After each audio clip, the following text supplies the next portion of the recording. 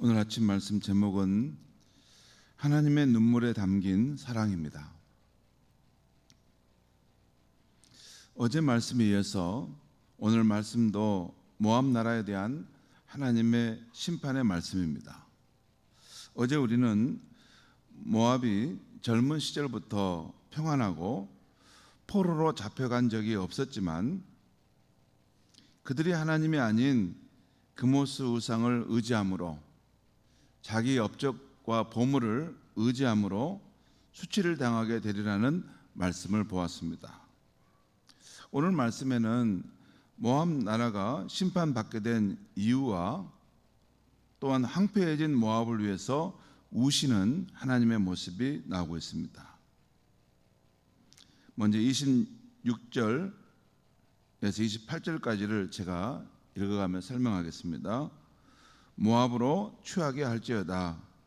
이는 그가 여호와께 대하여 교만함이라. 그가 그 토한 것에서 뒹굴므로 조롱거리가 되리로다. 모압이 세상 사람들 가운데 조롱거리가 되게 하시겠다는 것이죠. 27절을 보겠습니다. 내가 이스라엘을 조롱하지 아니하였느냐. 여기서 내가는 모압이죠. 내가 이스라엘을 조롱하지 아니하였느냐. 여기서 그가 도둑 가운데 발견되었느냐 할 때 그는 이스라엘을 말합니다. 이스라엘이 도둑 가운데 발견되었느냐. 내가 그를 이스라엘을 말할 때마다 내 머리를 흔드는도다. 여러분, 성경을 읽다가 우리 개역 성경에 이게 내용의 뜻이 분명하지 않으면 다른 성경을 찾아보시면 좋습니다. 표준 세번역이나 공동번역 성경 찾아보면 거의 막 90%, 95%는 그 뜻을 아마 알 수 있을 겁니다. 한 5%, 6% 정도는 여러 성경을 다 찾아봐도 이렇게 이 뜻이 무슨 뜻인지 잘 이해가 안 될 때가 있어요. 왜 그런지 아세요? 그것은 성경 번역자들도 이게 난해한 본문이기 때문에 그렇습니다. 그 말씀이 이렇게도 해석될 수 있고 저렇게도 해석될 수 있는 그런 말씀이다 하고, 원래 원본 자체가 이게 몇 가지, 한 두세 가지가 이게 있기 때문에, 그걸 원래 성경이라는 것은 구약은 히브리어, 신약은 헬라어를 이게 자꾸 번역해서 이게 온 거지 않습니까? 근데 그 원래 최초의 원본은 없습니다. 그걸 다 사본 쓴 것이 이렇게 물러져 내려온 건데, 이제 후대 사람들이 그 사본 가운데 가장 오래된 것을, 그리고 가장 이것이 사본 가운데 정본이겠다 여겨지는 것을 근거로 해서 이제 그 성경을 이렇게 딱 구축해 세우거든요. 거의 맞습니다. 거의 맞는데, 근데 이제 어떤 부모는 이게 학자들마다 또 이게 그 개역 번역과 표준세 번역 약간 다르게 번역합니다. 그것은 왜 그러냐면 다르게 볼 수 있는 여지가 다 있기 때문에 그래요. 근데 중요한 것은 여러분, 성경을 읽다가 이게 뭔 말인지 모르면 꼭 다른 성경을 이렇게 참조해 보면 알 수 있습니다. 예. 아무튼 이 27절 말씀은 모압이 이스라엘을 조롱했다는 것이죠. 마치 이스라엘이 도둑질을 하는 것처럼 너가 항상 이스라엘에 대해서 말할 때 너는 머리를 흔들며 조롱하지 않았느냐라는 것이죠. 이스라엘이 누구죠? 하나님 택한 백성이죠. 그런데 모압이 그 하나님의 그 백성들을 향해서 조롱했다는 것입니다. 그 다음에 28절 보겠습니다. 모압 주민들아, 너희는 성읍을 떠나 바위 사이에 살지어다. 출입문 어기 가장자리에 깃들이는 비둘기같이 할지어다. 이방 나라가 너희를 침공해 들어올 때니 너희는 성읍에서 빨리 피해서 바위에 가서 거하는 것이 안전할 것이다 라는 것입니다. 여기 26절에서 27절에 보면 모압이 심판받게 된 그 죄를 말하고 있는데, 첫째는 그들의 교만한 삶의 태도였다는 거, 두 번째는 하나님의 택한 백성 이스라엘을 늘 조롱했다는 것입니다. 그 다음 29절에서 30절에서도 모압이 얼마나 교만하고 오만했는가에 대한 말씀이 나옵니다. 29절 30절 제가 읽겠습니다. 우리가 모압의 교만을 들었나니 심한 교만 곧 그의 자고와 오만과 자랑과 그 마음의 거만함이로다. 또 3절 보겠습니다. 여호와의 말씀이니라. 내가 그의 노여함의 허탄함을 아노니 그가 자랑하여도 아무것도 성취하지 못하였도다. 지금 여호와께서 하신 말씀이죠. 모압이 막 큰 소리 치고 막 그래봤자 그 다 허탄하다는 거. 또 그가 자랑하더라도 사실 빈 깡통이라는 거 하나님이 다 아신다는 거죠. 하나님 앞에서 우리 인간이 거만하고 자기를 막 대단한 것처럼 내세운 거 하나님 보실 때 웃으시죠. 너는 누구냐? 그렇죠. 웃으시죠. 그의 생명과 그의 능력과 그의 성실함의 태도조차도 하나님으로부터 온 것인데, 여러분 내가 성실한 것이 있습니까? 내가 성실한 것이 있습니까? 사실 내가 성실하고 근면한 것도 하나님이 주신 기질입니다. 천부적으로 받은 기질이에요, 여러분. 건강도 천부적으로 가진 기질이에요. 사실 우리는 우리의 생명과 우리의 전체를 하나님께로부터 통째로 다 이렇게 선물로 받은 것입니다. 항상 생각할 때 나는 인간으로 태어나지 않을 수도 있었다는 생각을 항상 한 번씩 하셔야 됩니다. 우리 인간으로 태어나지, 내가 인간으로 태어날 권리가 있습니까? 하나님 앞에 나 인간으로 태어났는데 왜 안 태어났어요? 이렇게 말할 수 있는 사람이 어디 있습니까? 만물의 영장인 인간으로 태어나고 존재하게 된 것도 하나님 주시는 참 귀한 선물입니다. 네, 아무튼 자기 자랑과 자고함으로 있는 것이 하나님 보실 때 웃으시는 거죠. 자, 아무튼 그 여호와의 말씀은 그가 모압이 자기 자랑하더라도 허탄한 것이다 라고 말씀하십니다. 그러더니 31절에서부터 분위기가 바뀝니다. 교만으로 심판받게 될 모압을 위해 우시는 하나님의 모습이 나오죠. 31절 32절 말씀 보겠습니다. 31절입니다. 그러므로 내가 모압을 위하여 울며, 여기서 내가는 문맥상 앞에 보면 하나님입니다. 여호와 하나님께서 모압을 위해서 울며 온 모압을 위하여 부르짖으리니, 슬피 운다는 것이죠. 무리가 길레네스 사람을 위하여 신음하리로다. 32절입니다. 신마의 포도나무여. 아마 신마라는 모압 나라의 어느 한 지방이 보니까 포도나무가 많이 재배되는 그 지역인 것 같아요. 신마의 포도나무여, 너의 가지가 바다를 넘어 야셀 바다까지 뻗었더니 너의 여름 과일과 포도 수확을 탈취하는 자가 나타났으니 내가 너를 위하여 울기를 야셀이 우는 것보다 더하리로다. 그러니까 모압 나라의 신마라는 그 지역에 아마 포도 생산이 많았던 것 같아요. 근데 거기서 여름 과일과 포도 수확을 했는데 다 때가 되면 탈취를 당하게 된다는 것이에요.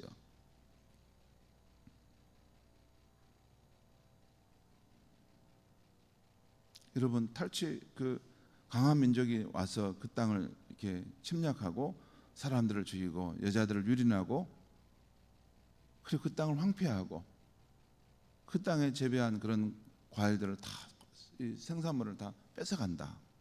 참혹한 전쟁이 있다는 것, 그림으로 떠오르면 좋겠습니다. 그 모습을 보고 하나님께서 내가 너를 위하여 울기를 야셀이 우는 것보다 더하리로다. 여기서 중요한 것은 하나님께서 이 모압을 위해서 탈취당하고 전쟁으로 참혹하게 된 그 모압을 위해서 우신다는 것입니다. 33절 말씀 보겠습니다.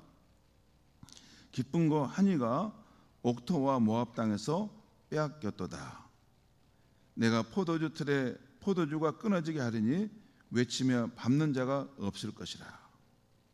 여러분, 그러니까 하나님께서 이 여름 과일과 이 포도주가 수확되게 하지만 이방 나라가 와서 이 땅을 침탈하고 다 빼앗아가므로 그 남은 백성 소수의 사람들이 이제 못 먹고 살아가냐 할 때 먹을 것이 없어서 그 전에 풍성한 수확을 거둘 때는 포도즙에 포도를 거기다 넣고 그것을 이렇게 밟으면서 그것을 수확하는 뭐죠, 그 포도주를 만들어가는, 여러분 뭐 이스라엘 백성들에게는 밀과 이 포도주가 그 포도가 중요했습니다.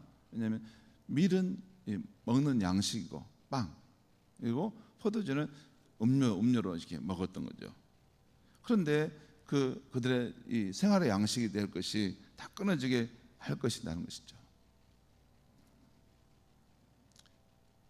그 외치며 즐거움으로 외치고 밟은 자가 없어질 것이다. 그 외침은 즐거운 외침이 되지 못하리로다. 그 다음 내용은 모압 나라 가운데 황폐해진 여러 지역들을 열거하고 있습니다. 그러면서 여호와께서 모압의 산당들과 거기서 제사하는 자들을 끊으실 것이라는 예언의 말씀이 나오고 있습니다. 여기까지가 오늘 아침 말씀의 내용입니다. 오늘 아침 요압에 대한 심판의 말씀은 선지자 이사야의 예언에서도 나오는데 한번 찾아보겠습니다. 여러분 생각 못 해봤을 수 있는데 선지자 이사야 예언에 나오는데 이사야 16장에 보겠습니다. 이사야 16장 앞에 예레미야 앞인데요. 이사야 16장을 찾아보겠습니다.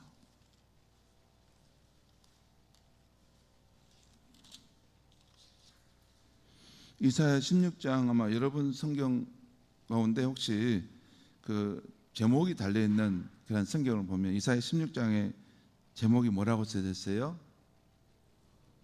그렇죠. 모압이 통곡하고 근심한다, 그 말이죠. 여기서 특별히 이사야 16장 6절에서 9절 말씀을 제가 한번 읽어보겠습니다. 6절에서 9절 말씀을 우리가 모압의 교만을 들었나니 심히 교만하도다. 그가 거만하며 교만하며 분노함도 들었거니와 그의 자랑이 헛되도다.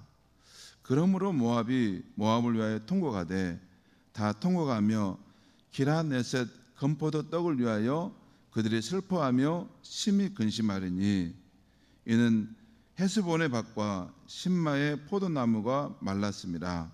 전에는 그 가지가 야셀에 미쳐 광야에 이르고 그 싹이 자라서 바다를 건넜더니 이제 열국의 주권자들이 그 좋은 가지를 꺾었도다. 열국의 다른 나라들이 침입하여 뺏어갔다는 거예요. 문학적 표현이죠. 9절 보겠습니다. 그러므로 내가 야셀의 울음처럼 신마의 포도주 나무를 위하여 울리라. 헤스본이여 엘르알레여 내 눈물로 너를 적시리니 너의 여름 실과 내 농작물의 즐거운 소리가 그쳤습니다. 9절의 말씀에 보면 그러죠. 그러므로 내가 여호와 하나님을 의미하는 것입니다. 내가 야셀의 웃음처럼 신마의 포도나무를 위하여 울리라. 헤스본이여 엘르알레여 내 눈물로 너를 적시리니 하나님의 눈물로 그 땅을 적신다는 말씀이죠. 성도 여러분, 오늘 아침에 우리가 주목하고자 하는 것은 내가 신마의 포도나무를 위하여 울리라. 헤스본이여 엘르알레여 내 눈물로 너를 적시리라라는 하나님의 눈물에 대한 말씀입니다. 눈물이라는 단어를 국어사전에서 찾아보면 두 가지 뜻이 있어요. 하나는 눈에서 흘러나오는 투명한 액체 상태의 물질이라는 것이에요. 이것이 가장 기본 의미입니다. 그런데 또 하나의 뜻이 있어요. 두 번째 뜻은 남을 이해하는 따뜻한 마음이나 남의 어려운 처지를 가볍게 여기는 것을 비유적으로 하는 말이라는 것이에요. 저 사람은 남의 고통을 이해하는 눈물을 알아, 할 때는 그 액체 상태의 눈물이라는 뜻이 아니고 어려움 당한 남을 이해하는 따뜻한 마음과 남의 처지를 가엾게 여기는 그 마음을 비유할 때 저 사람은 의미를 알아, 이런 뜻으로 쓴다는 것입니다. 성도 여러분, 예레미야 13장에 보면 자기 백성 유다의 죄악을 심판을 할 때 우시는 하나님의 모습이 나옵니다. 제가 읽어드리겠습니다. 그냥 들어보시면 되겠습니다. 예레미야 13장 17절에 보면 너희가 이를 듣지 아니하면, 여호와의 말씀을 듣지 아니하면 나의 심령이 너희 교만으로 말미암아 은밀한 곳에서 울 것이며 여호와의 양떼가 사로잡힘으로 말미암아 눈물을 흘려 통곡하리라. 너희가 그 패역한 마음, 그 목이 곧은 그 불신종의 태도로 끝까지 너희들이 가게 돼서 그 심판을 받게 될 건데, 그러게 되면 내가 은밀한 곳에서 울 것이며 여호와의 양떼가 사로잡힘으로 말미암아 눈물을 흘려 통곡하리라, 이렇게 말씀합니다. 또한 오늘 아침 우리가 살펴본 모압의 교만으로 인해 기쁨과 즐거움의 땅이 황폐해진 것을 보고 하나님께서 눈물을 흘리시는 모습을 우리는 보고 있습니다. 신약 성경을 보면 우리 예수님께서도 나사로의 무덤에서 눈물을 흘리시더라라는 표현이 나옵니다. 또한 히브리서 기자는 하나님의 아들이신 예수님께서 육체로 계실 때 심한 통곡과 눈물로 간구와 소원을 드렸다라는 표현이 나와요. 여러분, 성경이 거짓말을 하겠습니까? 성경은 진실한 것을 담는데 하나님의 아들 예수님께서 육체로 계실 때 심한 통곡과 눈물로 기도를 드렸다는 그런 표현이 나옵니다. 여러분, 신앙생활 하면서 심하게 통곡해 본 적 있습니까? 엉엉 울어본 적 있어요?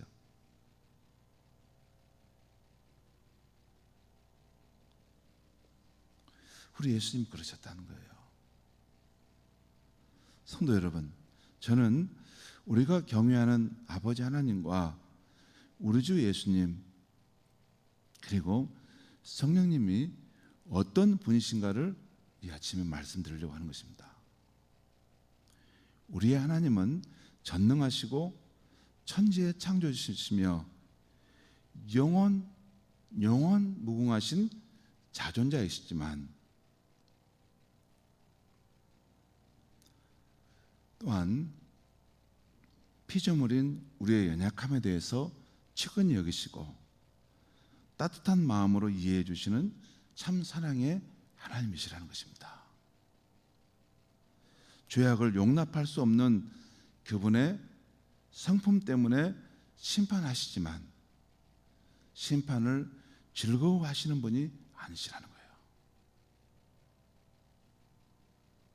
매를 들 때도 오직 자녀가 잘 되기를 바라셔서 매를 드시고 자녀가 아파서 울 때는 측은히 여기시고 눈물을 흘리시는 사랑의 부모와 같은 분이라는 거예요. 우리가 부모가 돼서 자녀를 길러본 분은 다 알지 않습니까? 우리가 자녀를 향해서 매를 들 때 거의 안 들죠. 근데 정말 들 수밖에 없을 때가 있어요. 왜 회초리를 듭니까? 자녀가 잘 되기를 바라고 너가 바르게 자라라. 바르게 자라야 된다. 그 부모의 염원 때문에 그 아이에게 매를 댑니다. 근데 그 아이가 매를 맞고 아파 울 때는 그 모습이 너무 측은히 여겨지고 부모도 뒤돌아서서 우는 거 아닙니까? 그게 부모의 사랑 아니에요. 성도 여러분, 자식이 그 부모의 사랑을 알 수 있을까요? 자식이 그 부모의 그 사랑, 그 부모가 얼마나 그 자식을 늘 생각하고 그걸 잘 되기를 바라는 그 부모의 사랑을 자식이 알 수 있을까요? 여러분, 피조물인 우리 인간이 크신 하나님, 그 하나님의 아들 예수님이 우리를 얼마나 깊이 사랑하시는지 우리가 알 수 있을까요? 저는 100만 분의 1도 1000만 분의 1도 1억만 분의 1도 저는 알 수 없다고 생각합니다. 그런데 어느 순간 이 하나님의 사랑이 십자가에 자기 아들을 내주기까지 나를 사랑하신 그 사랑이 깨달아질 때 우리의 영혼에 눈물이 터지는 거죠. 여러분, 신앙생활 할 때 나는 별로 눈물이 없다, 나는 눈물이 없는 신앙생활을 한다, 저는 그게 안 맞을 것 같아요. 하나님이 나를 사랑하신다는 것을, 나를 측은히 여기시고 나의 고통을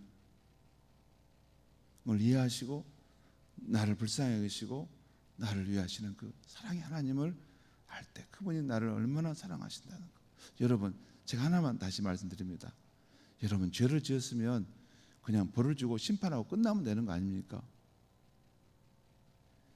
하나님은 우리 말고 또 다른 피조물을 만들 수 없을까요? 우리 같은 것이 뭐라고 그냥 한 번에 심판하고 끝내버리면 새로운 인류를 창조해서 하면 될 텐데 그렇게 못 하신다는 거예요. 왜 그럽니까? 우리를 사랑하신다는 거죠. 사랑하게 되면, 부모가 자식을 사랑하게 되면 자식 앞에 쩔쩔맵니다. 자식이 이렇게 잘못했는데도 그러지 마라, 그러지 마라.